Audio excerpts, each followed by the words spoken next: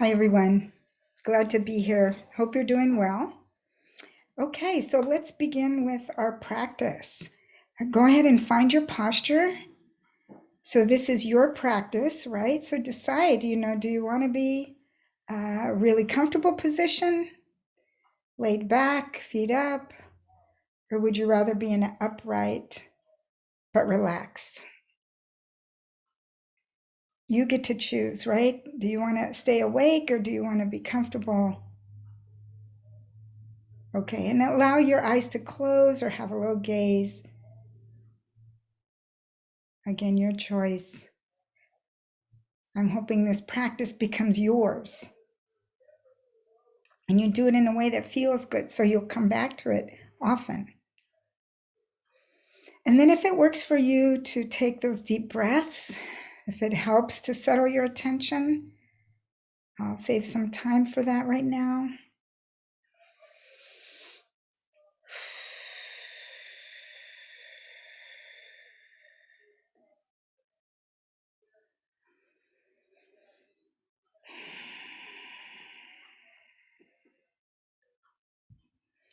And just allowing your breath to return to its natural rhythm now.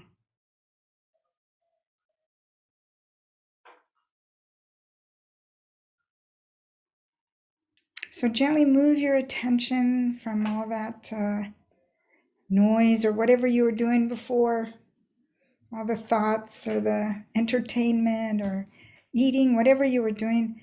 Bring it more into your body. Maybe noticing the sensation of gravity on your body.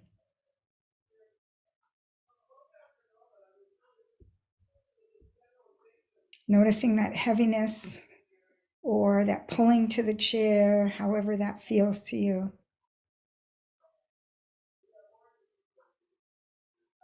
Or if you prefer, feel the contact points of your body touching the chair.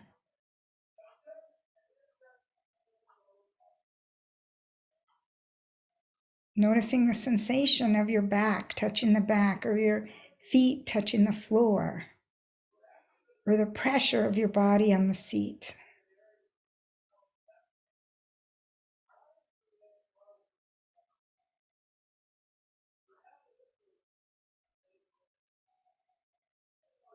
And as you do this, notice what's happening in your body. Are you feeling more settled? Maybe not. That's okay. But we want to pay attention so that we can use whatever we learn that works in the future. So allowing yourself to just notice the sensation of your whole body sitting in this present moment, letting it be as it is.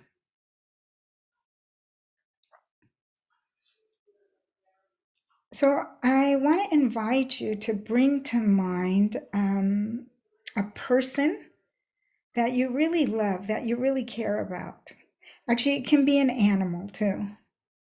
And this person hopefully is not someone that you struggle with. We love a lot of people, but some are harder than others, right? So just a person that you feel comfortable with, that you love, that loves you, that you feel good being around, and or an animal, like I said. And see if this image of this being can be them having fun. They're feeling good. Maybe they're smiling, maybe wagging their tail or purring. Allowing yourself to imagine this person feeling good, feeling happy. And again, right now, just check in. How does that feel as you imagine this person that you care about? There's no right or wrong answer here. So it could be changing yourself, feeling kind of lighter or happier. It could be very awkward. It could be neutral. We're just noticing. Okay, so what we're going to do is we're going to send this person some good wishes. And I'm going to offer a couple of phrases, and you can use my phrases or you can make some of your own. Just don't do maybe more than 3 and don't make them very wordy. Let them be simple. You can do one. Maybe this wish could be specifically for this one person. You know, they're hoping for something and you can wish it for them. And we're just going to send these wishes to this image that we're thinking of, and we're going to notice how that feels to send these wishes. So here's my phrases. Again, choose your own, pick your own words, your own language. May you be happy. May you be healthy. May you be safe.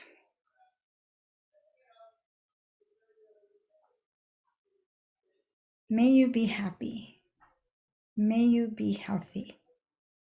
May you be safe. So really sending this, with your seeing how maybe you imagine the person receiving it like a text, and they open it up and they smile. So you're making this little picture going on here with you sending this good wishes. I want you to be happy, feel better. I hope you get that job, whatever, right? May you be happy. May you be healthy. May you be safe. And notice them receiving it. And notice what it's like. How does that feel to send these wishes? Again, it can be so many different ways. It could be awkward. It could be really fun. It could be just, I'm just saying words. Nevertheless, let's continue. May you be happy. May you be healthy. May you be safe. And of course, if your mind wanders, that's not a problem. We just gently bring back that image and start again. Okay, so one last push for this wish for our favorite person or being. May you be happy. May you be healthy. May you be safe.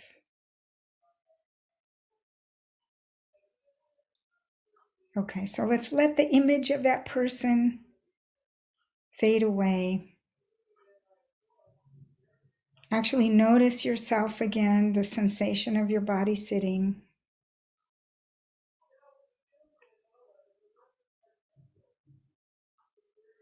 And now I'm going to ask you to bring to mind an image of yourself.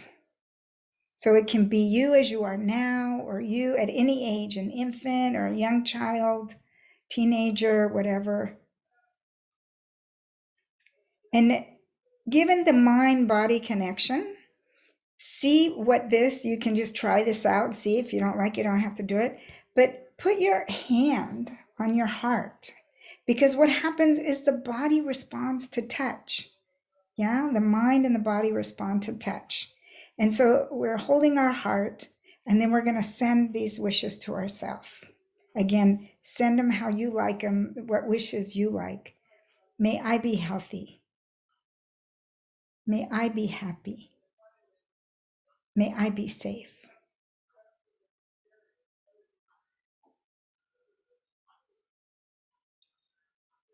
May I be healthy. May I be happy. May I be safe. So noticing, how does that feel compared to when you were sending it to somebody you love? Is there a difference?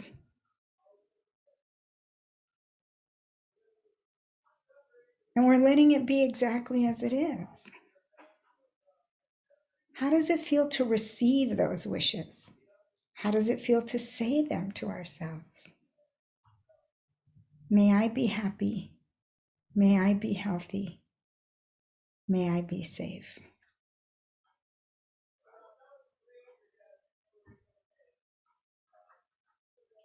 Letting yourself sort of soak in this experience.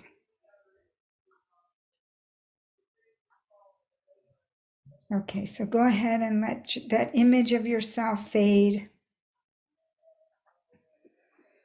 Bring your attention back to the sensation of sitting. Noticing those contact points, noticing yourself in the space, your space, noticing your sounds in the space. Maybe allowing yourself to wiggle your toes or rotate your wrists. Open your eyes and look around. Yeah, and when you feel ready, come back to the screen. Okay, great. So, what we did there was a practice in compassion.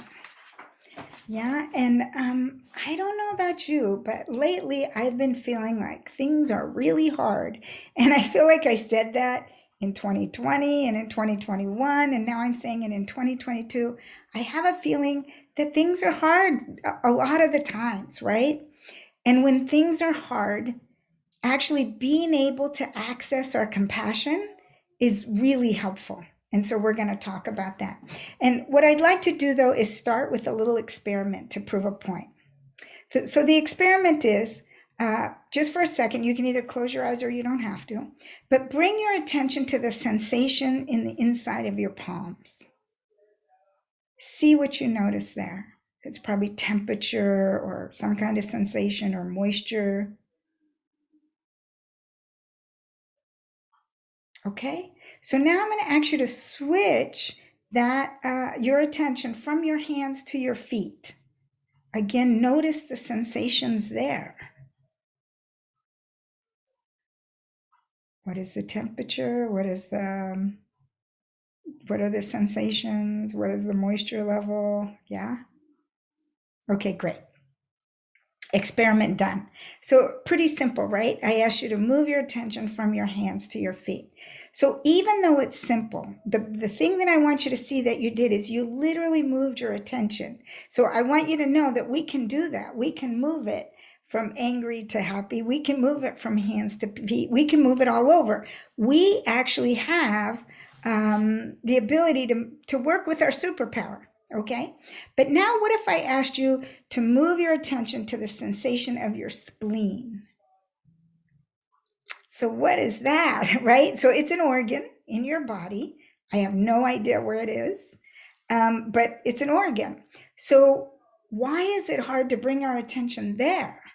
Well, you might say, and you would be right. One is that we don't know where it is. At least I don't know where it is. I couldn't even point to it in my body. We never felt it before.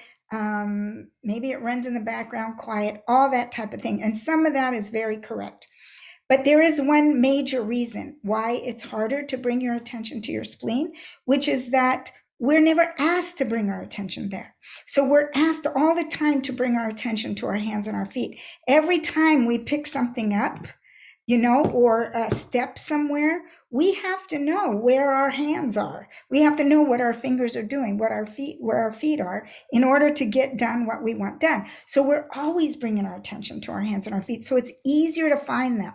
I can find my hands, my feet. We're never asked to bring our attention to our spleen. So it's much harder to find it. We don't have a reference point. Now, I used to think that this was a setup, like, I don't know, maybe the spleen doesn't even have a sensation and you're trying to trick me on this.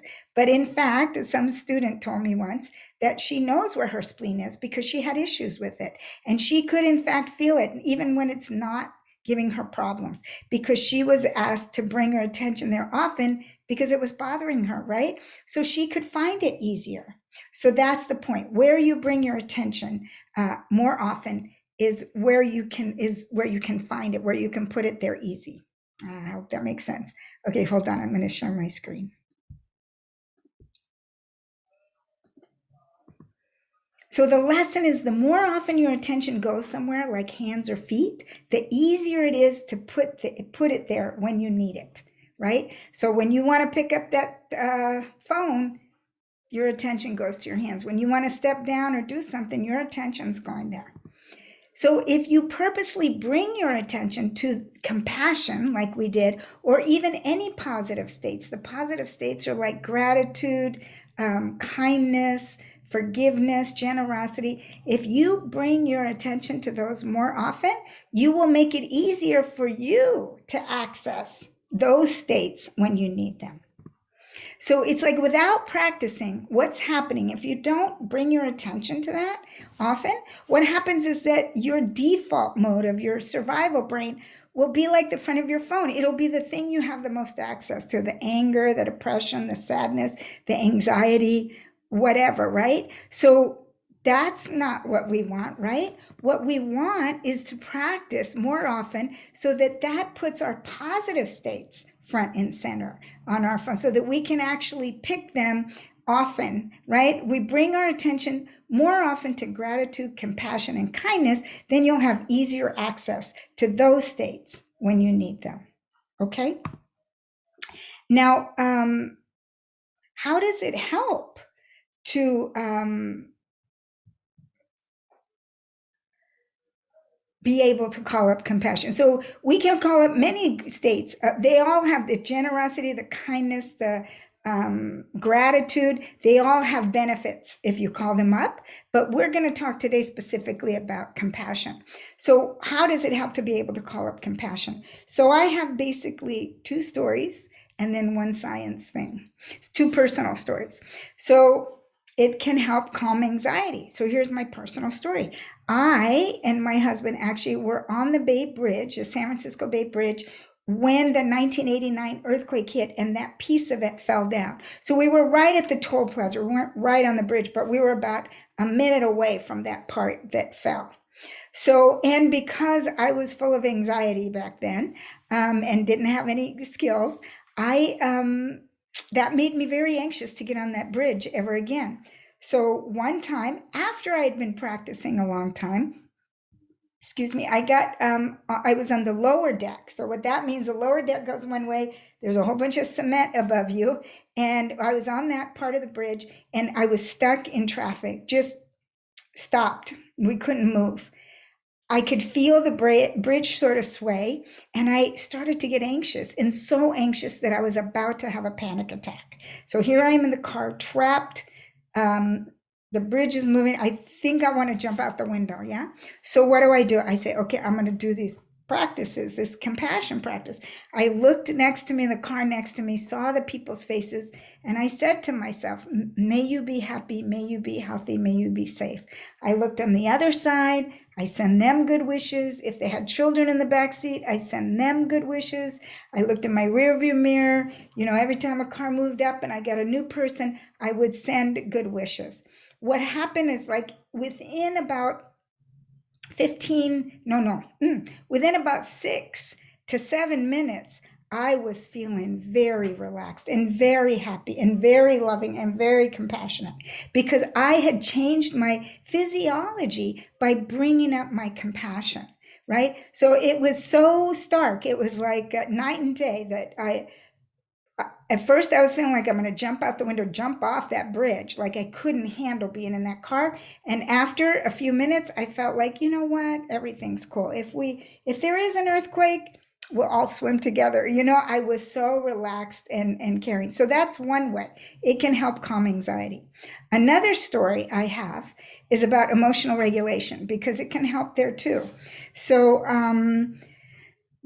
when my son was in high school, he gave us a little bit of a run for our money and, you know, stopped going to class and didn't do his homework and all kinds of stuff. So we were constantly, me specifically, being called into the school to talk to the administrators and figure out what's wrong. Well, I was very upset and nervous and worried about my child. I wasn't having a good time. And there was this one administrator that was so mean. I guess he felt that being mean was the way to handle this. And so he would tell my son what a, you know, bad kid he was, and then he didn't care. And he would tell me, you know, we can arrest you if you don't get your son to school, which only scared me more. I was kind of powerless on some levels. So anyway, needless to say, I didn't like this man at all, a lot. He scared me. He made me angry. It made me feel bad about myself. I didn't like him. But I was doing this mindfulness work. So I said, you know what? I'm going to practice. Can I really change my feeling about him? I was always curious about these practices. Like, do they really work? And so I decided to bring some compassion practice to him. Now, I want to say that you don't start off in this big arena of difficult people. Start slow, start small, start with people you love, then go to people that, you know, are neutral and go to yourself. And then we can try on big people. But I did. And so I would sit there about 2 minutes every day of my own mindfulness practice. And I would bring an image of him to my face, and I would say, to my mind, and I would say, may you be happy, may you be healthy, may you be safe. And how did I feel? Then you check in with how you feel. I didn't feel it at all. I didn't want him to be happy or anything. I didn't like him. It felt bad, But I just kept saying, okay, my job is just to say this and notice. After about 2 or 3 months, I could tell that my demeanor toward him was changing. It was more like, you know what? I don't really hate you a lot. I'm not really as afraid of you. Excuse me. But I just want you to stop being mean to me. But yeah, you can be happy. I actually meant it. May you be happy. May you be safe. And then one time after that, about a month after that, we were going to have a meeting again, where I presumed they were going to call me a bad mom and my son a bad son, and it was all going to be bad. And this man was late. And so I was like judging him in my mind. You always say, my son's late, but look at you, you're late, blah, blah, blah. When he opened the door and came in, I felt this overwhelming compassion. It shocked me. I saw him and I felt friendly toward him. And I was shocked. And it dawned on me, oh, I had been doing that neuroplasticity thing, which is having his image, feeling compassion, and sending it. Feeling compassion, having his image. It hooked up in my mind. So a minute before, I was like, putting him down and judging him. And then when I saw his image, when he opened, I felt safe. Now, does that mean I felt better? I felt compassionate. Does that mean everything is different or he changed? Or no, it helped me because in that meeting, I was again really calm and I was articulate. I was able to say my needs and ask for help. It was a whole different meeting. So this is how calling up compassion can help you in your own life. Now, last but not least, they worry about burnout for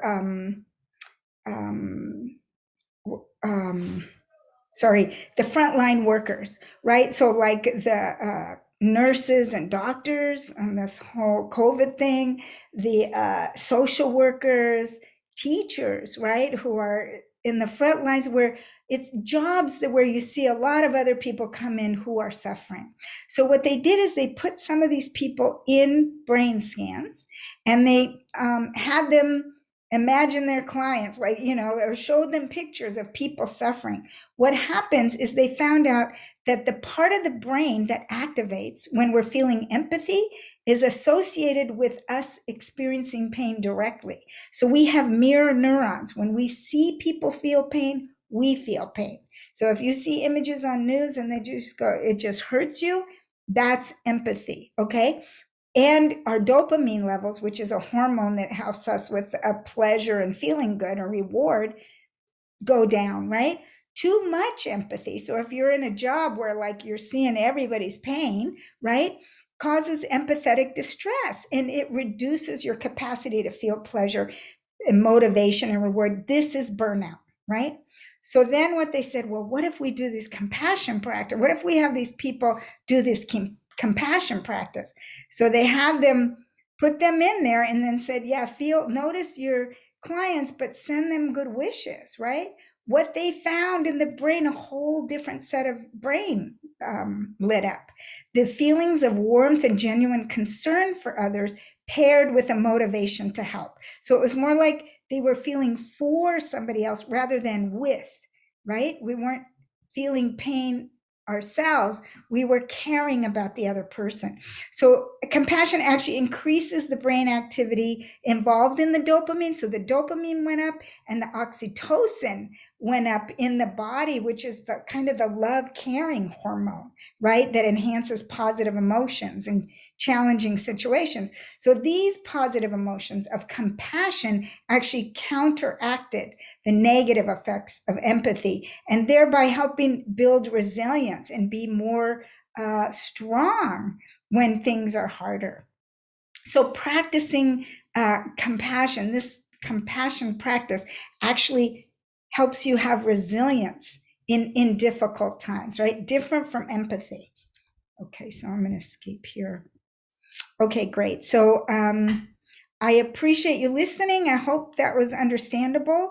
And I hope that you go forward and notice the compassion. Do some of these practices to notice the compassion, hold the compassion so you can grab it when you need it, right? So you can bring it up when you need it, and then it helps you in your daily life. So many ways, so many benefits. Okay, thank you. So may you be happy, may you be healthy, and may you be safe. Bye bye.